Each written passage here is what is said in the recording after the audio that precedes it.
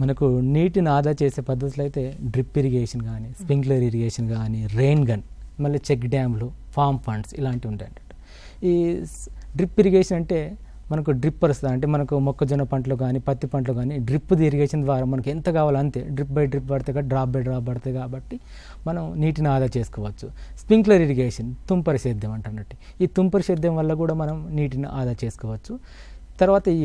తర్వాత rain water harvesting structures లాంటివి, అంటే మనం వర్షం పడగానే మన నీళ్ళన్నీ ఎక్కడికక్కడ వెళ్ళిపోతూ ఉంటాయి కాలువలకు అక్కడక్కడ. అట్లా కాకుండా మన రెయిన్ వాటర్ హార్వెస్టింగ్ స్ట్రక్చర్ అంటే ఫామ్ పండ్ లాంటివి కట్టుకోవడం వల్ల ఏమైతే అక్కడ ఏటవాలుగున్న నీళ్ళన్నీ ఒక దగ్గరికి రావడం జరుగుతుంది. ఒక చెక్ డ్యామ్ లాగా కానీ ఫామ్ పండ్ లాంటి స్ట్రక్చర్ని కన్స్ట్రక్ట్ చేసుకొని తర్వాత వర్షాలు లేని సమయంలో ఆ యొక్క నీళ్ళను మనం వేరే పంటలకు అవసరాన్ని బట్టి లైఫ్ సేవింగ్ ఇరిగేషన్ అటువంటి వాటిని మనం చేసుకోవచ్చు. చెక్ డ్యామ్స్ మనం కొన్నిసార్లు కాలువల ద్వారా నీళ్లు డైరెక్ట్ ఎక్కడికక్కడ వెళ్ళిపోతాయి కాబట్టి చెక్ డ్యామ్స్ అక్కడక్కడ నిర్మించుకొని నీటిని ఆపినట్లయితే కూడా ఈ యొక్క నీళ్ళను కూడా మిగతా పంటలకు, ఇప్పుడు మనకు వర్షాలు లేనప్పుడు ఈ యొక్క పంటల కోసం మన నీళ్ళని ఇచ్చుకోవడానికి కూడా ఇది చాలా ఉపయోగపడుతుంది.